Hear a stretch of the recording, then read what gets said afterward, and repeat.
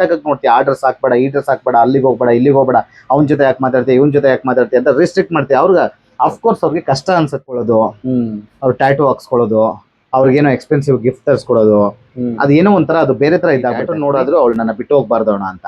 ಅದಕ್ಕೆ ನಾನು ಹೇಳ್ತೀನಿ, ನಿಂದು ಅನ್ನೋದು ಯಾವತ್ತೂ ನಿನ್ನ ಬಿಟ್ಟು ಹೋಗಲ್ಲ. ನಿನ್ನ ಬಿಟ್ಟು ಹೋಗೋದು ಯಾವತ್ತೂ ನಿನ್ನದಾಗಿರಲ್ಲ. ಏನ್ ಕೇಳಲ್ಲ, ನೀನ್ ಹೋಗಿ ಟ್ಯಾಟೂ ಗೋಸ್ಟ್ ಹತ್ರ ಹಾಕ್ಸ್ದ, ಹೋಗಿ ಇನ್ನೊಬ್ರ ಹತ್ರ ಹಾಕ್ಸ್ದ, ಹೈಜಿನ್ ಮೇಂಟೈನ್ ಮಾಡ್ರ ಅಂತ ಅಷ್ಟು ಕೇಳಲ್ಲ. ಕ್ಲೈಂಟ್ ನಾನು ಟ್ಯಾಟೂ ಹಾಕಿಸ್ಬೇಕಂತ ಡಿಸೈಡ್ ಆದ್ರೆ ಅಂತ ಡಿಸೈಡ್ ಮಾಡಿದ್ರೆ ಅವ್ರ ಆಲೋಚನೆಗಳು ಮೊದಲು ಏನಾಗಿರುತ್ತೆ ಅಂತಂದ್ರೆ, ನಾನು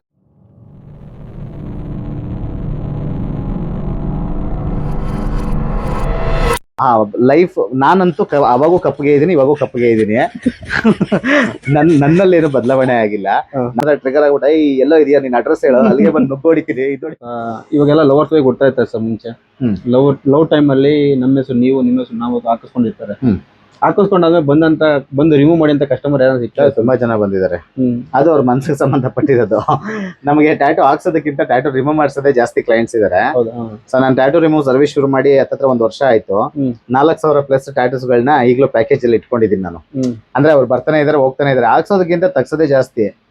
ಆಮೇಲೆ ನೀವು ಪರ್ಮನೆಂಟ್ ಆಗಿ ಏನಾದ್ರು ಯೋಚನೆ ಮಾಡ್ತಿದ್ದೀರಾ ಅಂತಂದ್ರೆ, ಇವಾಗ ಟ್ಯಾಟೂ ಅನ್ನೋದು ಪರ್ಮನೆಂಟ್ ಆಗಿ ಯೋಚನೆ ಮಾಡ್ತಿದ್ದೀರಾ ಅಂದ್ರೆ, ನೀವು ಯಾರ ಹೆಸರು ಹಾಕ್ತಿದ್ದೀರೋ ಅವ್ರು ನಿಮ್ ಜೊತೆ ಪರ್ಮನೆಂಟ್ ಆಗಿರ್ಬೇಕು ಫಸ್ಟ್. ಸರ್ ಇಂತ ಒಂದು ಮೆಸೇಜ್ ಕೊಡ್ಬೇಕಾದ್ರೆ ಏನ್ ಕೊಡ್ತೀರಾ ಸರ್? ಏನಂತ? ಇವಾಗ ಲವರ್ಸ್ ಇರ್ತಾರೆ ಸರ್, ಮುಂಚೆ ಅದ್ ಮದ್ವೆ ಆಗ್ತಾರೋ ಇಲ್ಲ ಫ್ಯೂಚರ್ ಅಲ್ಲಿ ಕಲ್ತಿರ್ತಾರೋ ಗೊತ್ತಿರಲ್ಲ. ಏನೋ ಅವಾಗ ಫುಲ್ ಪೀಕ್ ಟೈಮ್ ಅಲ್ಲಿ ಹಾಕಿಸ್ಕೊಂಡ್ಬಿಡ್ತಾರೆ ಸರ್ ನೇಮು. ಅವ್ರ ಹೆಸರು ಇವ್ರ ಹೆಸರು ಆ ತರ ಹಾಕಿಸ್ಕೊಳ್ತಾರೆ ಅಂತ ಹೇಳೋದ್ರ ಏನು ಮೆಸೇಜ್ ಏನ್ ಹೇಳ್ತಾರೆ? ಇವಾಗ ನಾವ್ ಅದನ್ನ ಏನಾದ್ರು ಹೇಳಕ್ ಹೋದ್ರೆ ಏನಾಗದು ಗೊತ್ತಾ, ಈಗ ಒಬ್ಬ ಮನ್ಸಿನ ವಿಚಾರ ನಾವ್ ಹೇಳಕ್ಕಾಗಲ್ಲ. ಹಂಗ ಏನಾದ್ರು ಇವಾಗ ಹೇಳಿದ್ವಿ ಅಂದ್ರೆ ನಮ್ ಬಿಸ್ನೆಸ್ ಏನಂತಂದ್ರೆ, ಅವರು ನಿಮ್ಗೆ ಕನ್ಫರ್ಮ್ ಆಗೋರು ನಂದೇನಿಲ್ಲ ಸರ್, ಮಾನವೀಯತೆಯಿಂದ ಏನಾದ್ರು ಹೇಳ್ಬೋದು ಸುಮ್ನೆ ಹಂಗಂದ್ರೆ. ಅವ್ರು ನಿಮ್ಗೆ ಪರ್ಮನೆಂಟ್ ಅಂತ ಗೊತ್ತಾಗೋವರ್ಗು ಫಸ್ಟ್ ಅವ್ರನ್ನ ಪರ್ಮನೆಂಟ್ ಮಾಡ್ಕೊಳ್ಳಿ, ಆಮೇಲೆ ಪರ್ಮನೆಂಟ್ ಟ್ಯಾಟೂ ಹಾಕ್ಸಿ. ನೀವು ಈ ಜನಗಳು ಟ್ಯಾಟೂ ಹಾಕ್ಸೋದು ಏನು ಗೊತ್ತಾ, ಒಬ್ಬೊಬ್ರು ಮದುವೆ ಆದ್ಮೇಲೆ ಪ್ರೀತಿಯಿಂದ ಹಾಕ್ಸ್ಕೊತಾರೆ, ಅದೆಲ್ಲ ಓಕೆ. ನೆಕ್ಸ್ಟ್ ಮದುವೆಗೆ ಮುಂಚೆ ಅವರು ಪ್ರೀತಿ ಪೊಸೆಸಿವ್ ಇಂದ ಅವ್ರಿಗೆ ಗೊತ್ತಾಗ್ಲಿ, ಇವ್ನ ಹೆಸರು ನಾನು ಟ್ಯಾಟೂ ಹಾಕ್ಸ್ಕೊಬಿಟ್ಟಿದೀನಿ, ಹಂಗಾಗಿ ಇವಳು ನನ್ನ ಹೆಸರು ಟ್ಯಾಟೂ ಹಾಕ್ಸ್ಕೊಬಿಟ್ಟಿದ್ದಾನೆ, ಅವ್ನ್ ತುಂಬಾ ಪ್ರೀತಿ ಮಾಡ್ತಾನೆ ಅನ್ಸುತ್ತೆ, ಬಿಟ್ಟೋಗ್ಬಾರ್ದು ಅಂತ ಅವ್ರನ್ನ ಹಿಂಸೆಯಿಂದ ನೀವು ಅವ್ರಿಗೆ ತೋರ್ಸೋದಕ್ಕಾಗ್ಲಿ, ಅವ್ರನ್ನ ಹಿಂಸೆ ಮಾಡೋದಕ್ಕಾಗ್ಲಿ ಇಟ್ಕೋತಾ ಇದೀರಾ. ಪ್ರೀತಿ ಇದ್ರೆ ಅವರು ಇವರು ಇಬ್ರು ಬಂದ್ ಹಾಕ್ಸ್ಕೊತಾರೆ, ಅಥವಾ ಮದುವೆ ಆದ್ಮೇಲೆ ಬಂದ್ ಹಾಕ್ಸ್ಕೊಂಡು ತುಂಬಾ ಜನ ಇದಾರೆ. ಕೆಲವರು ಅಗ್ರೆಸಿವ್ ಆಗ್ಬಿಡ್ತಾರೆ, ಅಣ್ಣ ಈ ಟ್ಯಾಟೂ ನೋಡಾದ್ರು ಅವಳು ನನ್ನ ಬಿಟ್ಟು ಹೋಗ್ಬಾರ್ದು ಅಣ್ಣ ಅಂತ. ಅದಕ್ಕೆ ನಾನು ಹೇಳ್ತೀನಿ, ನಿಂದು ಅನ್ನೋದು ಯಾವತ್ತೂ ನಿನ್ನ ಬಿಟ್ಟು ಹೋಗಲ್ಲ. ನಿನ್ನ ಬಿಟ್ಟು ಹೋಗೋದು ಯಾವತ್ತೂ ನಿನ್ನದಾಗಿರಲ್ಲ. ಅದನ್ನ ನೀನು ಬಲವಂತವಾಗಿ ಹಿಡಿದಿಟ್ಕೊಂಡು, ಅದೊಂದು ಹಾರೋಡೋ ಪಕ್ಷಿ. ಅದು ಊಟದಾಗಿಂದನೂ 18 ವರ್ಷವರೆಗೂ ಅದೃಷ್ಟದಂಗೆ ಅದು ಬೆಳೆದಿರುತ್ತೆ. ನೀನ್ ಯಾವಾಗ ಸೆಂಟ್ರಲ್ 3 ದಿವಸ ಬಂದ್ಬಿಟ್ಟು 3 ತಿಂಗಳು ಬಂದ್ಬಿಟ್ಟು ಕಟ್ಟಕ್ ನೋಡ್ತೀಯ, ಆ ಡ್ರೆಸ್ ಹಾಕ್ಬೇಡ, ಈ ಡ್ರೆಸ್ ಹಾಕ್ಬೇಡ, ಅಲ್ಲಿಗೆ ಹೋಗ್ಬೇಡ, ಇಲ್ಲಿಗೆ ಹೋಗ್ಬೇಡ, ಅವ್ನ ಜೊತೆ ಯಾಕೆ ಮಾತಾಡ್ತೀಯ, ಇವನ್ ಜೊತೆ ಯಾಕೆ ಮಾತಾಡ್ತೀಯ ಅಂತ ರಿಸ್ಟ್ರಿಕ್ಟ್ ಮಾಡ್ತೀಯ. ಅವ್ರಿಗೆ ಅಫ್ಕೋರ್ಸ್ ಅವ್ರಿಗೆ ಕಷ್ಟ ಅನ್ಸುತ್ತೆ. ಇವ್ನಿಗೆ ಏನೇ ಪ್ರೀತಿ ಇರ್ಲಿ, ಪೊಸೆಸಿವ್ ಇರ್ಲಿ, ಅವ್ರನ್ನ ನೀನ್ ಕಟ್ಟಾಕಕ್ ಹೋದ ಬಿಟ್ಟು ಕೈಯಲ್ಲಿ ಹಿಂಗ್ ಬಿಡು, ಅದು ನಿನ್ ಕೈ ಸುತ್ತಾನೆ ಸುತ್ತಾಡ್ತಿರತ್ತೆ. ನೀ ಅದು ನಿಂಗೆ ಇಟ್ಕೊಂಡು ಇದ್ ಮಾಡಿ ಸತ್ತೋಗುತ್ತದು. ಆತರ ಅವ್ರನ್ನ ಹಿಂಸೆ ಮಾಡೋದಕ್ಕಾಗ್ಲಿ. ಆಮೇಲೆ ನನಗೆ ಪ್ರೀತಿ ಇದೆ, ನಿನ್ ಪ್ರೀತಿ ಅವ್ರಿಗೆ ಹಿಂಸೆ ಆಗ್ಬಾರ್ದು. ಆ ಪ್ರೀತಿ ಅವ್ರಿಗೆ ಖುಷಿ ಕೊಡ್ಬೇಕು. ಆ ಪ್ರೀತಿ ಹಿಂಸೆ ಆಗೋಯ್ತು ಅಂತಂದ್ರೆ ಅವ್ರೇನ್ ಮಾಡ್ತಾರೆ, ಬಿಡ್ಸ್ಕೊಳಕ್ ಟ್ರೈ ಮಾಡ್ತಾರೆ. ಅವ್ರು ಬಿಡ್ಸ್ಕೊಂಡು ಹೋಗ್ಬೇಕಾದ್ರೆ ಟ್ರೈ ಮಾಡ್ಬೇಕಾದ್ರೆ ಅವ್ರನ್ನ ನಂಬಿಸೋದಕ್ಕೆ ಕೈ ಕುಯ್ಕೊಳ್ಳೋದು, ಅವ್ರು ಟ್ಯಾಟೂ ಹಾಕ್ಸ್ಕೊಳ್ಳೋದು, ಅವ್ರಿಗೇನೋ ಎಕ್ಸ್ಪೆನ್ಸಿವ್ ಗಿಫ್ಟ್ ತರಿಸ್ಕೊಡೋದು, ಅದೇನೋ ಒಂಥರ ಅದು ಬೇರೆ ತರ ಇದಾಗ್ಬಿಡುತ್ತೆ. ಪ್ರೀತಿ ತರನೇ ಪ್ರೀತಿಸ್ಬೇಕು. ಅವ್ರನ್ನ ಬಿಟ್ಬಿಡ್ಬೇಕು, ಹಿಂಗೆ ಆರಾಮಾಗಿ ಬಿಟ್ಬಿಡ್ಬೇಕು. ಹಿಂಗ್ ಟೈಟ್ ಆಗಿ ಇಟ್ಕೊಂಡ್ರೆ ಹಿಂಸೆ ಅನ್ಸತ್ತೆ, ಅವ್ರು ದೂರ ಹೋಗಕ್ ಟ್ರೈ ಮಾಡ್ತಾರೆ. ನೋಡ್ರಿ, ಯಾವ್ದೋ ವಿಷಯ ಎಲ್ಲಿಂದನೂ ಹೋಗ್ಬಿಟ್ಟು. ಚೆನ್ನಾಗಿ ಹೇಳ್ತೀರಾ. ಓಕೆ, ಒಂದೊಳ್ಳೆ ಮೆಸೇಜ್ ಆಯ್ತು ಸರ್ ನಿಮ್ ಕಡೆಯಿಂದ. ಹೌದಾ? ತುಂಬಾ ಮೆಸೇಜ್ ಆಯ್ತು, ಅರ್ಥ ಮಾಡ್ಕೊಳಕ್ ಅರ್ಥ ಆಗುತ್ತದೆ, ನೀಟಾಗಿ ಅರ್ಥ ಮಾಡ್ಕೊಂಡು. ಅದೇ ಹೇಳ್ತಿರೋದು. ಇನ್ನೊಂದು ಬ್ಲಡ್ ಟ್ಯಾಟೂ ಹಾಕ್ತಾರಲ್ಲ ನೀವು? ಬ್ಲಡ್ ಟ್ಯಾಟೂ ಅಲ್ಲ, ತುಂಬಾ ಜನ ಅದನ್ನೇ ಅನ್ಕೊಂಡಿದ್ದಾರೆ.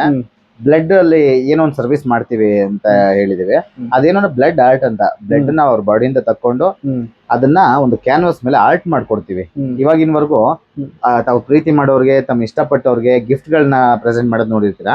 ಇದೊಂದು ಬಂದ್ಬಿಟ್ಟು ಒಂದು ಹೊಸ ಕಾನ್ಸೆಪ್ಟ್. ಹೆಂಗೆ ಅಂದ್ರೆ, ಅಂಬರೀಶ್ ಸರ್ ಅವ್ರದ್ದು ಒಂದು ಹಳೆ ಸಿನಿಮಾದಲ್ಲಿ ಒಲವಿನ ಉಡುಗೊರೆ ಕೊಡ್ಲೇನು, ರಕುತದಿ ಬರೆದೇನು ಇದೆ ನಾನು ಅಂತ ಇದೆಯಲ್ಲ, ರಕ್ತದಲ್ಲಿ ಒಂದು ಲೆಟರ್ ಬರೆದು ಕೊಡುವಂಥದ್ದು ಅವಾಗ ಒಂದು ಟ್ರೆಂಡಿಂಗ್ ಇತ್ತು. ಈಗ ಲೆಟರ್ ಅಲ್ಲ, ರಕ್ತದಲ್ಲೇ ಅವ್ರದ್ದೊಂದು ಡ್ರಾಯಿಂಗ್ ಮಾಡಿ ಕೊಟ್ರೆ ಇನ್ನೂ ಸ್ವಲ್ಪ, ಅವ್ರ ರಕ್ತದಲ್ಲಿ ನನ್ನ ಡ್ರಾಯಿಂಗ್ ಇದಿಷ್ಟು ಪ್ರಯಾರಿಟಿ ಕೊಟ್ಟಿದ್ದಾರೆ ನಮಗೆ ಅಂತ ಇನ್ನೂ ಸ್ವಲ್ಪ ಸಂಬಂಧಗಳು ಕ್ಲೋಸ್ ಆಗ್ಲಿ ಅಂತ ಆ ಒಂದು ಸರ್ವಿಸ್ ಮಾಡ್ತೀವಿ.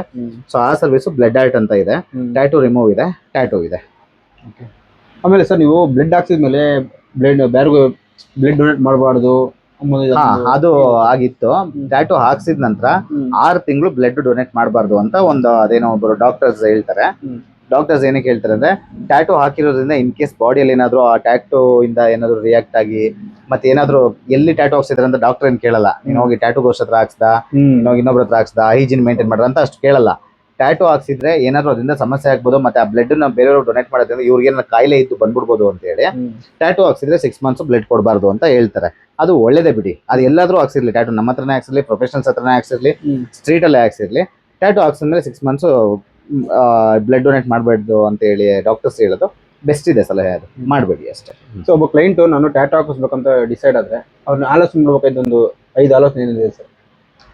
ಟ್ಯಾಟೂ ಹಾಕ್ಸ್ಬೇಕು ಅಂತ ಡಿಸೈಡ್ ಮಾಡಿದ್ರೆ ಅವ್ರ ಆಲೋಚನೆಗಳು ಮೊದಲು ಏನಾಗಿರುತ್ತೆ ಅಂತಂದ್ರೆ, ನಾನು ಯಾರ ಹತ್ರ ಟ್ಯಾಟೂ ಹಾಕ್ಸ್ತಾ ಇದ್ದೀನಿ, ಯಾವ ಟ್ಯಾಟೂ ಹಾಕ್ಸ್ತಾ ಇದ್ದೀನಿ, ಯಾವ ಪ್ಲೇಸ್ಮೆಂಟ್ ಅಲ್ಲಿ ಹಾಕಿಸ್ತಾ ಇದ್ದೀನಿ, ಆಮೇಲೆ ಈ ಟ್ಯಾಟೂ ನನಗೆ ಮುಂದೆ ಯಾವತ್ತನ ಇದು ಪರ್ಮನೆಂಟ್ ಆಗಿರೋದ್ರಿಂದ ಮುಂದೆ ಒಂದು 5 ವರ್ಷಕ್ಕೆ ಬೋರ್ ಹೊಡೆದ್ ಬಿಡುತ್ತಾ, ಅಥವಾ ನಾನು ಸಾಯೋವರೆಗೂ ಇದು ನನ್ನನ್ನ ಮೋಟಿವೇಟ್ ಮಾಡುತ್ತಾ. ಸರ್, ಟ್ಯಾಟೂ ಅನ್ನೋದು ಅದು ಜಸ್ಟ್ ಆರ್ಟ್ ಅಲ್ಲ, ಆ ಮನುಷ್ಯನ ವ್ಯಕ್ತಿತ್ವನ ಹೇಳುತ್ತೆ. ಒಬ್ಬ ಮನುಷ್ಯ ಅವನ ಕೈ ಮೇಲೆ ಒಂದು ಟ್ಯಾಟೂ ಹಾಕ್ಸ್ತಿದ್ದಾನೆ ಅಂತಂದ್ರೆ ಅದು ಅವನ ವ್ಯಕ್ತಿತ್ವ, ಅವನ ವೀಕ್ನೆಸ್, ಅವನ ಸ್ಟ್ರೆಂತ್, ಮತ್ತೆ ಅವನ ಕನಸು, ಅವನ ಗುರಿ, ಮತ್ತೆ ಅವನ ಟೋಟಲ್ ಲೈಫ್ ಅನ್ನ ಹೇಳುತ್ತೆ ಸರ್ ಒಂದು ಟ್ಯಾಟೂ. ಒಬ್ಬ ಮನುಷ್ಯನ ಮೈ ಮೇಲೆ ಹಾಕಿರೋ ಒಂದು ಟ್ಯಾಟೂ, ಒಬ್ಬ ಬರೀ ಅಮ್ಮ ಅಂತ ಹಾಕ್ಸಿರ್ತಾನೆ ಅಂತ ಇಟ್ಕೊಳ್ಳಿ, ಅದು ಆ ತಕ್ಷಣಕ್ಕೆ ಹಾಕ್ಸಿರ್ತಾರೆ ಅಂತ ಇಟ್ಕೊಳ್ಳಿ, ಅವ್ರ ತಾಯಿ ಮೇಲಿರೋ ಪ್ರೀತಿನ ತೋರ್ಸುತ್ತೆ. ಸೊ ಆತರ ಪ್ರತಿಯೊಂದು ಟ್ಯಾಟೂ ಅದು ಕೇವಲ ಒಂದು ಗುರುತಲ್ಲ ಸರ್. ಅದು ಒಂದು ಟ್ಯಾಟೂ ಅನ್ನೋದು ಬಾಡಿ ಮೇಲೆ ಇರೋದು ಒಂದು ಗುರುತಲ್ಲ, ಅದು ಅವರ ಭಾವನೆನ, ಅವರ ವ್ಯಕ್ತಿತ್ವನ, ಅವರ ಗುರಿನ, ಅವರ ಪ್ರತಿಯೊಂದನ್ನು ಪ್ರೆಡಿಕ್ಟ್ ಮಾಡುವಂತ ಒಂದು ಸಂಕೇತ ಸರ್ ಅದು. 100%. ಸರ್, ಇನ್ನೊಂದು ಕೇಳ್ಪಟ್ಟೆ, ಒಂದು ಟ್ಯಾಟೂ ಹಾಕ್ಸಿದ್ರೆ ಆ ಟ್ಯಾಟೂ ಒಂದು ನಮ್ಗೆ ಒಂದು ಮೆಸೇಜ್ ಕೊಡ್ಬೇಕು ಅನ್ನೋ ಒಂದು ರೀತಿ ಹೇಳ್ತಾರೆ. ಅದು ಸ್ವಲ್ಪ ಜನ ಆತರ ಯೋಚನೆ ಮಾಡ್ತಾರೆ. ಕೆಲವೊಬ್ರು ಅವ್ರಿಗೆ ಮೋಟಿವೇಟ್ ಆಗೋದಕ್ಕೆ ಅಂತ ಹೇಳಿ ಕೆಲವೊಬ್ರು ಒಂಥರ ಮಾಡ್ತಾರೆ. So every tattoo, every single tattoo ಒಂದೊಂದು ಮೆಸೇಜ್ ಕೊಡುತ್ತೆ. ಅದು ಅವ್ರಿಗೆ ಕೊಟ್ಕೋಬಹುದು ಅಥವಾ ಅವ್ರು ಬೇರೆಯವ್ರಿಗೆ ಕೊಡ್ಬೋದು, ಅದು ನಾವ್ ಹೇಳಕ್ಕಾಗಲ್ಲ. ಕೆಲವೊಬ್ರು ಡೋಂಟ್ ಬಿಲೀವ್ ಗರ್ಲ್ಸ್ ಅಂತ ಒಂದು ಹಾಕ್ಸ್ತಾರೆ, ಹೆಣ್ಮಕ್ಳನ್ನ ನಂಬೇಡಿ ಅಂತ ಹಾಕ್ಸ್ಕೊತಾರೆ. ಅದು ಅವ್ರ ಭಾವನೆ, ಅವ್ರೆಲ್ಲೋ ಮೋಸ ಹೋಗಿರ್ತಾರೆ, ಎಲ್ಲರಿಗೂ ಹೇಳ್ತಾ ಇರ್ತಾರೆ ನೋಡಿ ಗರ್ಲ್ಸ್ ನಂಬೇಡಿ ಅಂತ ಅನ್ಬಿಟ್ಟು. ಹೆಣ್ಮಕ್ಳಂದ್ರೆ ತಾಯಿ ಸಮಾನರು, ನಂಬೇಡಿ ಅಂತಂದ್ರೆ ಅವರು ಅವ್ರ ಆಲೋಚನೆಗಳನ್ನ ಇನ್ನೊಬ್ರ ಮೇಲೆ ಹೇರಕ್ ಹೋಗ್ತಾರೆ. ಸೊ ಹಂಗಾಗಿ ಇದಾಗತ್ತೆ. ಕೆಲವೊಬ್ರು ರೈತದ ಹಾಕ್ತಾರೆ, ಅವ್ರಿಗೆ ರೈತರ ಮೇಲೆ ಇರುವಂತ ಗೌರವ, ರೈತನೇ ದೇಶದ ಬೆನ್ನೆಲುಬು ಅಂತ ಅವ್ರಿಗೆ ಗೊತ್ತಿರೋಂತ ಕಾನ್ಸೆಪ್ಟ್, ಮತ್ತೆ ರೈತನ ಗೌರವ ಕೊಡುವಂತದನ್ನ ದೇಹದ ಮೇಲೆ ಹಾಕ್ಸ್ಕೊತಾರೆ. ನಮ್ದು ರೈತಾಪಿ ವರ್ಗದವರು, ಕುಟುಂಬದವರು, ನಾವು ಈ ಒಂದು ಪ್ರೊಫೆಷನ್ಗೆ ನಾವು ಗೌರವ ಕೊಡ್ತೀವಿ, ಅದು ಜೀವನ ಪೂರ್ತಿ ನಮ್ ಜೊತೆ ಇರುತ್ತೆ ಅನ್ನೋ ತರ ಅವ್ರವ್ರ ಮೈಂಡ್ ಸೆಟ್ ಸರ್. ಟ್ಯಾಟೂ ಅನ್ನೋದು ಅವರ ವ್ಯಕ್ತಿತ್ವನ 1000 ಜನ 1000 ಟ್ಯಾಟೂ ಹಾಕ್ಸೋರು 1000 ಹತ್ರ ಕಥೆಗಳು ಹೇಳುತ್ತೆ. ಟ್ಯಾಟೂ ಅನ್ನೋದು ಒಂದು ಗುರುತಲ್ಲ ಸರ್, ಅದೊಂದು ಕತೆ, ಅದೊಂದು ದಂತ ಕಥೆನೇ ಆಗ್ಬಿಡುತ್ತೆ. ಸರ್, ನೀವು ಒಬ್ಬ ಕ್ಲೈಂಟ್ ಬಂದ್ಮೇಲೆ ನೀವು ಟೇಕ್ ಕೇರ್ ಮಾಡೋದು ಏನಿರುತ್ತೆ? ಫ್ಯಾಮಿಲಿ ತರ ಇರುತ್ತೆ. ಪ್ರಿಕಾಷನ್ಸ್ ಅಂತಂದ್ರೆ ಅವ್ರ ಪ್ರಿಕಾಷನ್ಸ್ ತಗೊಳ್ಳೋದೇನು ಅವಶ್ಯಕತೆ ಇಲ್ಲ. ನಾವು ಪ್ರಿಕಾಷನ್ಸ್ ಎಲ್ಲಾನು ತಗೋತೀವಿ ಸರ್. ಆ ವರ್ಕ್ ಎಥಿಕ್ಸ್ ಒಳಗಡೆ ಹೇಳಲ್ಲ, ನಮ್ದೇ ಪ್ರೊಫೆಷನಲ್ ಎಥಿಕ್ಸ್ ಅಂತ ಇರುತ್ತೆ, ಅದನ್ನ ಹೊರಗಡೆ. ಇದರಲ್ಲಿ ಬಯೋ ವೇಸ್ಟ್ ಅಂತೆಲ್ಲ ಬರುತ್ತಂತಲ್ಲ ಸರ್? ಬಯೋ ವೇಸ್ಟ್ ಅಂತ ಏನು ಬರಲ್ಲ. ಅದು ಸ್ಕಿನ್ ಅಲ್ಲಿ ಪ್ಲಾಸ್ಮಾ ಅಂತ ಒಂದು ಬರುತ್ತೆ. ಅದನ್ನ ಬಿಟ್ಟು ನಾವು ಯೂಸ್ ಮಾಡುವಂತ ನೀಡಲ್ಸ್ ಅದನ್ನ ನಾವು ಕರೆಕ್ಟ್ ಆಗಿ ಡಿಸ್ಪೋಸ್ ಮಾಡ್ತೀವಿ. ಯೂಸ್ ಮಾಡೋ ನೀಡಲ್ಸ್ ಆಗ್ಲಿ, ಇಂಕ್ಸ್ ಆಗ್ಲಿ, ಆ ತರದೇನು ಅದನ್ನೆಲ್ಲ ನಾವು ಕರೆಕ್ಟ್ ಆಗಿ ಡಿಸ್ಪೋಸ್ ಮಾಡ್ತೀವಿ. ಬೇರೆ ತರದೇನು ಇದಾಗಲ್ಲ. ಆಮೇಲೆ ಸರ್, ನಿಮ್ಗೆ ಬಿಫೋರ್ ಇನ್ಸ್ಟಾಗ್ರಾಮ್ ನಲ್ಲಿ ಇವಾಗ ಒಳ್ಳೆ ಪಾಪ್ಯುಲರ್ ಸರ್, ಒಂದು ಸೆಲೆಬ್ರಿಟಿ ಸರ್, ಸೆಲೆಬ್ರಿಟಿ ಅಂದ್ರೆ ಕರಿಬಹುದು. ಬರೋದಕ್ಕೆ ಮುಂಚೆ ಹೆಂಗಿತ್ತು ನಿಮ್ ಲೈಫ್, ಬಂದಾದ್ಮೇಲೆ ಹೆಂಗಿತ್ತು ಸರ್ ನಿಮ್ ಲೈಫ್? ಲೈಫ್ ನಾನಂತೂ ಅವಾಗೂ ಕಪ್ಪಗೆ ಇದ್ದೀನಿ, ಇವಾಗೂ ಕಪ್ಪಗೆ ಇದ್ದೀನಿ. ನನ್ನಲ್ಲೇನು ಬದಲಾವಣೆ ಆಗಿಲ್ಲ. ನಾನು ಅವಾಗ ಹೆಂಗಿದ್ದೆ ಇವಾಗೂ ಹಂಗೆ ಇದ್ದೀನಿ. ಆದ್ರೆ ಜನಗಳು ನೋಡುವಂತ ದೃಷ್ಟಿ ಬದಲಾಗಿದೆ. ಆಮೇಲೆ ನಮಗೆ ಜನಗಳು ಕೊಡುವಂತ ಪ್ರೀತಿ ನನಗೆ ಇಷ್ಟ ಆಗಿದೆ. ಅವಾಗ ಏನು ಇರ್ಲಿಲ್ಲ ನನ್ನ ಲೈಫ್ ಅಲ್ಲಿ, ಬಾಧೆ ಪಡ್ತಾ ಇದ್ದೆ. ಭಗವಂತ ನನಗೆ ಈ ತರ ನನ್ನ ಪ್ರೀತಿ ಮಾಡುವಂತವ್ರು ಯಾರಾದ್ರೂ ಬೇಕು, ಯಾರಾದ್ರೂ ಇಬ್ರನ್ನ ನನಗೆ ಪ್ರೀತಿ ಮಾಡುವಂತವ್ರು ನನ್ನ ಲೈಫಲ್ಲಿ ಕೊಡು ಅಂತಂದೆ. ಭಗವಂತ ಕೊಡ್ತೀನಿ ನೋಡು, ನಿನಗೆ ಬಾಣ ಬಿಡ್ತೀನಿ ನೋಡು ಅಂತ ಅಂದ್ಬಿಟ್ಟು ಅಷ್ಟು ಜನನ ಒಟ್ಟಿಗೆ ಕಳ್ಸಿದ್ದಾರೆ. ಎಲ್ಲರ ಪ್ರೀತಿಯಲ್ಲೂ ನಾನು, ಎಲ್ಲರ ಮಧ್ಯೆ ನಾನು ಒಬ್ಬ ಅಂತ ಬದುಕ್ತೀನಿ. ನೀವು ಈ ಸೆಲೆಬ್ರಿಟಿ ಅದು ಇದು ಪದ ಯೂಸ್ ಮಾಡಿದ್ರೆ ನನಗೆ ನಾಚಿಕೆ ಆಯ್ತದೆ. ಏನಿಲ್ಲ, ನಾನು ಎಲ್ಲರೊಳಗೊಬ್ಬ. ಎಲ್ಲರೊಳಗೆ ಒಂದಾಗು ಮಂಕುತಿಮ್ಮ ಅಂತ ಹೇಳಿದಾರಲ್ಲ ಡಿ.ವಿ.ಜಿ ಅವರು, ಆತರ ಎಲ್ಲರೊಳಗೆ ಒಂದಾಗಿ ಮುಂದಕ್ಕೆ ಹೋಗ್ತಾ ಇದ್ದೀನಿ ಅಷ್ಟೇ. ಅದೇ ಸರ್, ತುಂಬಾ ಜನ ಹೇಳ್ತಾರೆ ಸರ್, ವಿಡಿಯೋ ಬಂದಾಗ ನಾನು ತುಂಬಾ ಜನ ಬಂದ್ರು ಕೇಳಿದೆ, ಯಾವ ತರ ಟಾಟಾ ಗೋಸ್ಟ್ ಅವ್ರು ಅಂದ್ರೆ ತುಂಬಾ ಹಂಬುಲ್ಲು. ಇಲ್ಲ, ನಂಗೆ ಯಾವೆಲ್ಲ ಹೇಳಿ ನಾನು ಇವಾಗ ನಿಮ್ಗೆ ಹೊಗಳ್ದಂಗಾಗುತ್ತೆ. ಮನುಷ್ಯನ್ ಮರ್ಕೊಂಡೆ ಹೊಗಳ್ಬೇಡ್ರಿ, ನಂಗೆ ನಾಚಿಕೆ ಆಯ್ತು. ಅದಕ್ಕೆ ನಾನು ಅಷ್ಟ ಹೋಗಿದ್ದೆ ಸುಮ್ಕೆ ಇದ್ದೀನಿ ಸರ್. ಹೇಳೋದು ನಾನು ಇಲ್ಲಿದ್ನಲ್ಲ. ಮನುಷ್ಯನ್ಗೆ ಇನ್ನೊಂದೇನ್ ಗೊತ್ತಾ, ಇದೊಂದು ಲೈಫ್ ಎಥಿಕ್ಸ್. ಮನುಷ್ಯ ನಿಮ್ಮ ಆಪೋಸಿಟ್ ಇರೋ ಮನುಷ್ಯ ಏನಾದ್ರು ತಪ್ಪು ಮಾಡಿದ್ರೆ ನೇರವಾಗಿ ಅಲ್ಲೇ ಹೇಳ್ಬೇಕು. ಹೌದು, ಮನುಷ್ಯನ್ ಮಕ್ಕದ ಮುಂದೆ ಹೊಗಳ್ಬಾರ್ದು ಯಾವತ್ತೂ ಆಗ್ಲಿ. ನಾನಂತೂ ನಮ್ ಜೊತೆಲಿರೋ ಎಲ್ಲಾ ಕೆಲ್ಸದವ್ರು ಆಗ್ಲಿ, ನಮ್ ಜೊತೆಲಿರೋ ಫ್ರೆಂಡ್ಸ್ ಆಗ್ಲಿ, ನಮ್ ಸ್ಟಾಫ್ಸ್ ಆಗ್ಲಿ, ಯಾರಿಗೂ ಅವ್ರೇನೋ ತಪ್ಪು ಮಾಡ್ತಿದ್ರೆ ತಪ್ಪು ಮಾಡ್ತಿದ್ಯಾ ಅಂತೀನಿ. ಅವ್ರು ಎಷ್ಟೇ ಒಳ್ಳೇದ್ ಮಾಡಿದ್ರು ಮನ್ಸಲ್ಲಿ ಇಟ್ಕೊಂಡು ಸುಮ್ಮನೆ ಆಗ್ತೀನಿ. ಹೊಗಳಿದ್ರೆ ಮೇಲೆ ಹೋಗ್ಬಿಡ್ತಾರೆ. ಬೈದ್ರೆ ಟ್ರಿಗರ್ ಆಗ್ಬಿಡ್ತಾರೆ, ಹೆಂಗ್ ಮೇಂಟೈನ್ ಮಾಡೋದು ಗೊತ್ತಿಲ್ಲ. ನಾನು ಬೈದ್ರೆ ಅವ್ರು ನಮ್ಮ ಜೊತೆಲಿರೋರು ಎಲ್ಲರೂ ಅದನ್ನ ಕ್ಯಾರಿ ಮಾಡ್ತಾರೆ. ಇವರು ಸುಮ್ಮನೆ ಬೈಯಲ್ಲ ಯಾರಿಗೂ, ಏನೋ ಒಂದು ಡೈರೆಕ್ಷನ್ ಹೇಳ್ತಿದ್ದಾರೆ ಅಂತ ಅಂದ್ಬಿಟ್ಟು ತಗೋತಾರೆ. ಬೇರೆಯವ್ರು ಯಾರಿಗೂ ನಾವು ಏನು ಹೇಳಕ್ಕಾಗಲ್ಲ ಸರ್. ರೋಡಲ್ಲಿ ಹೋಗೋರು ನೀನ್ ತಪ್ಪು ಮಾಡ್ತಿದ್ಯಾ ಅಂತಂದ್ರೆ ಅವ್ರು ನಾನೇನ್ ಬೇಕಾದ್ರೆ ಮಾಡ್ಬೋದು, ನೀನೇ ಅವ್ನ ಕಲ್ಗಿಲ್ ತಗೊಂಡ್ ನೋಡಿದ್ರೆ ಕೇಳೋದು ಇಲ್ಲ ಸರ್, ಹಂಗಾಗ್ಬಿಟ್ಟಿದೆ ಸರ್. ಒಳ್ಳೇದು ಏನಾದ್ರು ಒಳ್ಳೇದು ಹೇಳ್ತಿದೀವಿ ಅಂತಂದ್ರೆ ಹೇಳ್ಬೋದು. ಮನುಷ್ಯನ ಮುಖದ ಮುಂದೆ ಹೊಗಳ್ಬಾರ್ದು ಸರ್, ಅದು ದೊಡ್ಡ ತಪ್ಪು. ಅದು ಆಕ್ಚುಲಿ ಮನುಷ್ಯನ ಮುಖದ ಮುಂದೆ ಹೊಗಳ್ಬಾರ್ದು. ನನ್ ಕಮೆಂಟ್ ಸೆಕ್ಷನ್ ನೋಡಿ ತುಂಬಾ ಜನ ಬೈದಿರ್ತಾರೆ, ಬೈದವ್ರನ್ನೆಲ್ಲ ನಾನು ಪ್ರೀತಿಯಿಂದ ತಗೋತೀನಿ. ಯಾಕೆಂದ್ರೆ ನನ್ನನ್ನ ತಿದ್ದುತ್ತಾ ಇದಾರೆ ಗುರುಗಳು ಅವರು ನನಗೆ. ಅವ್ರು ಹೇಳೋದನ್ನ ಪ್ರತಿಯೊಂದು ಮಾತನ್ನು ನಾನು ತಗೋತೇನೆ. ಬೇರೆಯವ್ರು ಅಂತಂದ್ರೆ ಟ್ರಿಗರ್ ಆಗ್ಬಿಟ್ಟು ಎಲ್ಲೋ ಇದೆಯಾ ನೀನ್ ಅಡ್ರೆಸ್ ಹೇಳೋ, ಅಲ್ಲಿಗೆ ಬಂದು ನುಗ್ಗು ಹೊಡಿತೀನಿ ಇದು ಹೊಡಿತೀನಿ ಅಂತ ಅನ್ಕೊಂಡವ್ರೆಲ್ಲ ಹೋಗ್ಬಿಟ್ರು ಸರ್ ಎಷ್ಟೋ ಜನ. ಅಯ್ಯೋ ಸರ್, ಅವೆಲ್ಲ ಕೆಲಸ ಜನಗಳು ಏನಾದ್ರು ಅಂತಿದ್ದಾರೆ ಅಂತಂದ್ರೆ ಅದನ್ನ ತಗೊಳ್ಳೋದು ಅಕ್ಸೆಪ್ಟ್ ಮಾಡ್ಕೊಳ್ಳೋ ಮೈಂಡ್ ಸೆಟ್ ಇರಬೇಕು. ಅವ್ರೇನೋ ಅಂದ ಅನ್ಬಿಟ್ಟು ನನಗೆ ಹಿಂಗ್ ಅನ್ಬಿಟ್ನಾ, ನೀನು ಬಂದು ಮೊದಲು ಏನೂ ಅಲ್ಲ. ಈಗ ಜನಗಳು ನಿನ್ನನ್ನ ಗುರುತಿಸಿ ನಿನ್ನ ಒಂದು ಲೈಕ್ ಕೊಟ್ಟು ಒಂದು ಫಾಲೋ ಕೊಟ್ಟು ಇದ್ ಮಾಡಿದ್ಮೇಲೆ ನೀನ್ ಏನೋ ಒಂದು. ನೆಕ್ಸ್ಟ್ ನೀನು ಬೈತಿರೋದು ಜನಗಳೇ, ನಿನ್ನ ಪ್ರೀತಿ ಮಾಡಿರೋದು ಅವರೇ, ನಿನ್ನ ಬೆಳೆಸಿರೋದು ಅವರೇ. ಬೈಯೋ ಅಧಿಕಾರ ಅವ್ರಿಗಿದೆ, ಬೈತಾ ಇದಾರಪ್ಪ. ನೀನು ಅದನ್ನ ಅಕ್ಸೆಪ್ಟ್ ಮಾಡ್ಕೋ. ತಪ್ಪಿದೆ, ತಪ್ಪಾಯ್ತು ಅಂತ ಒಪ್ಪೋ. ಜನಗಳ ಮುಂದೆ ತಪ್ಪಾಯ್ತು ನಂದು ಅಂತ ಕೈ ಮುಗಿದು ಕೇಳ್ಕೊಳ್ಳೋದ್ರಲ್ಲಿ ಯಾವ ತಪ್ಪು ಇಲ್ಲ, ಏನಿಲ್ಲ ಸರ್. ತಪ್ಪಾಯ್ತು ಅಂತ ಕೇಳಿಸ್ಕೊ, ಅದನ್ನ ಬಿಟ್ಬಿಟ್ಟು ನನಗೆ ಕಮೆಂಟ್ ಆಗ್ತೀಯ, ನಾನು ಹಂಗೆ ನಾನು ಹಿಂಗೆ ನುಗ್ಗೋಡಿತೀನಿ, ಅದೆಲ್ಲ ನೋಡ್ಬಿಟ್ಟು ನಗು ಬರ್ತದೆ ಸರ್ ನಮಗೆ. ಸರ್ ನೀವು ಡೌನ್ ಇಂದ ಇವಾಗ ಹೈಪ್ ಅವರು ಇದ್ದೀರಾ ಸರ್? ಹೈಪ್ ಏನಿಲ್ಲ ಸರ್, ನಾನು ಹಿಂಗೆ ಇರೋದು, ಒಂದು ಆವರೇಜ್ ಅಲ್ಲಿ ಇದೀವಿ. ಸರಿ ಸರ್, ನಿಮ್ ಜರ್ನಿ ಬಗ್ಗೆ ಮಾತಾಡಿದ್ರೆ 2 ಮಾತಲ್ಲಿ ಹೇಳೋದಾರೆ ಏನ್ ಹೇಳ್ತಾರೆ ಸರ್? ಅಂದ್ರೆ ತುಂಬಾ ಜನ ಬಂದಿರ್ತಾರೆ, ಹೋಗಿರ್ತಾರೆ, ಇರ್ತಾರೆ. ಅವ್ರ ಬಗ್ಗೆ ನಮ್ಮ ಜರ್ನಿ ಬಗ್ಗೆ, ನನ್ನೊಬ್ಬನ ಜರ್ನಿ ಬಗ್ಗೆ ಹೇಳ್ತಾ ಇಲ್ಲ, ನಾನು ಪ್ರತಿಯೊಬ್ಬರು ಜರ್ನಿ ಬಗ್ಗೆನೇ ಹೇಳ್ತಾ ಇದ್ದೀನಿ. ನೀವು ನಿಮ್ಮ ಗುರಿಯನ್ನ ಅಥವಾ ನಿಮ್ಮ ಡೆಸ್ಟಿನಿಯನ್ನ ತಲುಪೋದಕ್ಕೆ, ಅಂದ್ರೆ ಯಾವ್ದೋ ಒಂದು ಊರನ್ನೇ ನಿಮ್ ಗುರಿ ಅಂತ ಅನ್ಕೊಳ್ಳಿ. ನಿಮ್ಮ ಡೆಸ್ಟಿನಿಯನ್ನ, ನಿಮ್ಮ ಗುರಿಯನ್ನ ತಲುಪೋದಕ್ಕೆ ಒಂದು ರೈಲ್ ಹತ್ತಿದ್ದೀರಾ. ಈ ರೈಲು ಪ್ರಯಾಣ ನಡೀತಾ ಇದೆ. ಹೋಗ್ತಾ ಇರ್ಬೇಕಾದ್ರೆ ಯಾರೋ ಒಬ್ರು ಮಧ್ಯದಲ್ಲಿ ಬರ್ತಾರೆ. ಅವ್ರು ನಿಮ್ಮ ಕೋ ಪ್ಯಾಸೆಂಜರ್, ಯಾವ್ದೋ ಊರಲ್ಲಿ ಹತ್ತಾರೆ, ಬರ್ತಾರೆ. ನಿಮ್ಮ ಪಕ್ಕದಲ್ಲಿ ಕೂತ್ಕೊಂಡು 4 ಒಳ್ಳೆ ಮಾತಾಡಿದ ತಕ್ಷಣ ನೀವು ನಿಮ್ಮ ಗುರಿ ಕಡೆ ಗಮನ ಬಿಡಬೇಡಿ. ಅವ್ರು ಸ್ಟಾಪ್ ಬಂದಾಗ ಇಳ್ಕೊಂಡು ಹೋಯ್ತಾರೆ. ನೀವು ಅಲ್ಲಿ ಅವರಿಂದನೇ ಇಳ್ಕೊಂಡು ಹೋದ್ರೆ ನಿಮ್ಮ ಜೀವನ ಹಾಳು ಮಾಡ್ಕೋತೀರಾ. ನಿಮ್ಮ ಡೆಸ್ಟಿನಿ ಒಂದೇನೆ. ನೀವು ಟ್ರೈನಲ್ಲಿ ನಿಮ್ಮ ಜೀವನ ಅನ್ನೋಂಥ ನಿಮ್ಮ ಒಂದು ಜಂಜಾಟದಲ್ಲಿ ನೀವು ಒಂದು ಗುರಿ ಕಡೆ ಹೋಗ್ತಾ ಇದ್ದೀರಾ. ಅದು ಒಂದು ರೈಲ್ ಜರ್ನಿ ಅಂತ ಅನ್ಕೊಳ್ಳಿ. ಸೆಂಟ್ರಲ್ ಬರೋರು ನಿಮ್ಮ ಪಕ್ಕದಲ್ಲಿ ಕುತ್ಕೊಂಡು 4 ಒಳ್ಳೆ ಮಾತಾಡಿದ ತಕ್ಷಣ ಅವ್ರು ಒಳ್ಳೆಯವರ ಕೆಟ್ಟವ್ರು ಯಾರು ಗೊತ್ತು? ಹೌದು, ಸೆಂಟ್ರಲ್ ಬಂದಿದ್ದಾರೆ, ಸೆಂಟ್ರಲ್ ಹೋಗ್ತಾರೆ. ಅವ್ರಿಗೋಸ್ಕರ ನಿಮ್ಮ ಜೀವನನ ಹಾಳು ಮಾಡ್ಕೋಬೇಡಿ. ಅವ್ರ ಸ್ಟಾಪಲ್ಲಿ ಹತ್ಕೊಂಡ್ರು, 4 ಒಳ್ಳೆ ಮಾತಾಡಿದ್ರು, ಅವ್ರ ಕೈಯಲ್ಲಿರೋ ಊಟನ ತಗೊಳ್ತಿರೋ ಒಂದು ತುತ್ತು ಅಂತ ಕೇಳಿದ್ರು, ನೀವು ತಿಂದಿದ ತಕ್ಷಣ ನನ್ಗೆ ಅನ್ನ ಕೊಡ್ತಾರೆ, ನಂಗೆ ತುತ್ತು ಕೊಡ್ತಾರೆ, ನನ್ನ ಪ್ರೀತಿ ಮಾಡ್ತಾರೆ, ಚೆನ್ನಾಗಿ ಮಾತಾಡ್ತಾರೆ ಅಂತ ಅವರಿಂದ ಇಳ್ಕೊಂಡು ಹೋಗ್ಬಿಟ್ರೆ ರೈಲ್ ಅಂತೂ ನಿಲ್ಲಲ್ಲ. ಹೌದು, ಹೋಗ್ಬಿಡತ್ತೆ.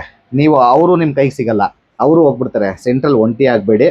ನೀವು ಯಾರೇ ಬರಲಿ ಮಾತಾಡ್ಲಿ, ಅವ್ರಿಗೆ ಆ ಟೈಮಿಗೆ ಏನು ಪ್ರೀತಿ ಕೊಡಬೇಕು ಕೊಡಿ, ಅವ್ರಿಗೇನು ನೀವು ಕೇರ್ ಮಾಡಬೇಕು ಮಾಡಿ. ಅವರು ಇದ್ರಲ್ಲಿ ಅವ್ರು ಇಳ್ಕೊಂಡು ಹೋಯ್ತಾರೆ, ಅವರು ಜಾಗದಲ್ಲಿ ಅವ್ರು ಇಳ್ಕೊಂಡು ಹೋಯ್ತಾರೆ. ನಿಮ್ಮ ಜಾಗದಲ್ಲಿ ನೀವು ಡೆಸ್ಟಿನಿವರೆಗೂ ಗಮನ ಇಟ್ಕೊಂಡು ನಿಮ್ಮ ಗುರಿ ಕಡೆ ಸಾಗಿ ನೀವು ಜೀವನದಲ್ಲಿ ಉದ್ಧಾರ ಆಗ್ತೀರಾ. ಎಲ್ಲೂ ಡಿಸ್ಟ್ರಾಕ್ಟ್ ಆಗಬೇಡಿ. ಜೀವನದಲ್ಲಿ ಎಲ್ಲನೂ ಒಳ್ಳೇದೇ ಆಗಲಿ. ನಾನು ನಂಬಿರುವಂಥ ಭಗವಂತನ ಹತ್ರ ಕೇಳ್ಕೊತೀನಿ. ಈ ಒಂದು ವಿಡಿಯೋ ನೋಡ್ತಿರುವಂತಹ ಪ್ರತಿಯೊಬ್ಬರಲ್ಲೂ ಏನು ಕೇಳ್ಕೊತೀನಿ ಅಂತಂದರೆ, ನಿಮ್ಮ ಏನು ಕನಸುಗಳಿದಾವೋ ಕನಸಿನಿಂದ ಓಡಿ. ಆಮೇಲೆ ಸೆಂಟ್ರಲ್ ಎಲ್ಲೂ ಡಿಸ್ಟ್ರಾಕ್ಟ್ ಆಗಬೇಡಿ. ಯಾಕೆ ಈ ಮಾತು ಹೇಳ್ತೀನಿ ಅಂತಂದರೆ, ನಾನು ಈ ಥರ ಡಿಸ್ಟರ್ಬ್ ಆಗಿ ಮತ್ತೆ ನನ್ನ ಜೀವನನ ನಾನು ಮತ್ತೆ ಸ್ಟ್ರೈಟ್ ರೂಟಲ್ಲಿ ತಗೊಳ್ಳೋದ್ರಿಂದ ನಿಮ್ಮನ್ನು ಸರಿ ಮಾಡುವಂಥ ತಾಕತ್ತು ಯಾರಿಗೂ ಇಲ್ಲ, ನಿಮ್ಮೊಬ್ರಿಗೆ ಇರೋದು. ನಿಮ್ಮನ್ನು ನೀವೇ ಸರಿ ಮಾಡ್ಕೋಬೇಕು. ಒಂದು ಹಾರ್ಡ್ ಮೈಂಡ್ ರೀಸೆಟ್ ಮಾಡಿಕೊಂಡು ಜೀವನದಲ್ಲಿ ಮುಂದೆ ಹೋಗ್ರಿ. ಎಷ್ಟೇ 1000 ಸಮಸ್ಯೆ ಬರಲಿ, ಆ ಸಮಸ್ಯೆಗೆ ಉತ್ತರ ಇರೋದು ನಿಮ್ಮೊಬ್ರ ಕಡೆನೇ. ನೀವೇ ನಿಮ್ಮ ಸಮಸ್ಯೆಗಳಿಗೆ, ನಿಮ್ಮ ಎಲ್ಲದಕ್ಕೂ ನೀವೇ. ಬೇರೆ ಯಾರೋ ಹೊರಗಿನವ್ರು ಬಂದು ಏನೋ ಆಗ್ತಾರೆ ಅಂತಂದ್ರೆ ಯಾರೂ ಆಗಲ್ಲ. ನಿಮ್ಮ ಜೀವನ ನಿಮ್ಮ ಕೈಯಲ್ಲಿದೆ. ದಯಮಾಡಿ ನಿಮ್ಮ ಜೀವನವನ್ನು ನೀವು ಅನ್ಕೊಂಡಿರೋ ಥರ ಚೆನ್ನಾಗಿ ರೂಪಿಸ್ಕೊಳ್ಳಿ ಅಂತ ಹೇಳಕ್ಕೆ ಇಷ್ಟಪಡ್ತೀನಿ. ಓಕೆ ಸರ್, ಓಕೆನಾ? ತುಂಬ ಹೇಳ್ಬಿಟ್ಟಿದ್ದೀವಿ, ತುಂಬ ಚೆನ್ನಾಗಿದೆ. ಓಕೆ, ಒಳ್ಳೆಯದಾಗಲಿ. ಇವರ ಒಂದು ಯೂಟ್ಯೂಬ್ ಚಾನಲ್ಗೆ ಸಬ್ಸ್ಕ್ರೈಬ್ ಮಾಡ್ಕೊಳ್ಳಿ. ಇದೇ ಥರ ಅವರು ಉಪಯುಕ್ತ ಮಾಹಿತಿಗಳನ್ನ, ಮತ್ತು ಅವರ ಒಂದು ಇಲ್ಲಿ ಯಾವುದೋ ಕಾನ್ಸೆಪ್ಟೆಡ್ ಯಾವುದೂ ಇರಲ್ಲ. ಏನು ಅಂತಂದರೆ, ನನಗೂ ಇವರು ಇಂಟರ್ವ್ಯೂ ಮಾಡೋಕ್ಕೆ ಬರಬೇಕಾದ್ರೆ ನಾನು ಒಂದು ಮಾತಂದೆ, ಪ್ರಶ್ನೆಗಳು ಏನು ಕೇಳ್ತೀರಾ ಅಂತ ನನಗೆ ಮೊದಲೇ ಹೇಳ್ಬೇಡಿ. ನೀವು ಏನು ಅವರು ರಾ ಟಾಕ್ ಅಂತ ಇಟ್ಕೊಂಡಿದ್ದಾರೆ. ಇವ್ರು ಇಲ್ಲಿ ಯಾವುದೋ ಸ್ಕ್ರಿಪ್ಟೆಡ್ ಆಗಲಿ ಇನ್ನೊಂದಾಗಲಿ ಯಾವುದೋ ಮಾತಾಡಿಲ್ಲ. ನಾನು ಬಾಯಿಗೆ ಬಂದಿದ್ದು ಮಾತಾಡಿದ್ದೀನಿ. ಸಣ್ಣ ಪುಟ್ಟ ತಪ್ಪುಗಳೇನಾದರೂ ಮಾತಾಡಿದ್ರೆ ದಯವಿಟ್ಟು ಹೊಟ್ಟೆಗೆ ಹಾಕೊಂಡು ಕ್ಷಮಿಸಿ. ಆಮೇಲೆ ಇವರ ಒಂದು ಚಾನಲ್ನ ಸಬ್ಸ್ಕ್ರೈಬ್ ಮಾಡ್ಕೊಳ್ಳಿ. ಒಳ್ಳೊಳ್ಳೆ ವಿಷಯಗಳು ನಿಮಗೆ ಉಪಯೋಗ ಆಗುವಂಥ ಒಂದು ಜೀವನದಲ್ಲಿ ಬೇಕಾಗಿರುವಂಥದ್ದು, ಮತ್ತು ಪ್ರೊಫೆಷನಲಿ ಆಮೇಲೆ ಪ್ರತಿಯೊಂದು ಥರನೂ ಇವರು ಇದು ಮಾಡ್ತಿರ್ತಾರೆ. ಇವರ ಒಂದು ಚಾನಲ್ನ ಸಬ್ಸ್ಕ್ರೈಬ್ ಮಾಡ್ಕೊಳ್ಳಿ. ಹಾಗೆ ಒಂದು ಬೆಲ್ ಐಕಾನ್ ಇರುತ್ತೆ, ಅದನ್ನು ಕ್ಲಿಕ್ ಮಾಡೋದ್ರಿಂದ ಇವ್ರು ಮಾಡುವಂಥ ಪ್ರತಿ ವಿಡಿಯೋಗಳು ನಿಮಗೆ ನೋಟಿಫಿಕೇಶನ್ ಮುಖಾಂತರ ಎಲ್ಲರಿಗಿಂತ ಮೊದಲು ನಿಮ್ಮ ತಲುಪತ್ತೆ.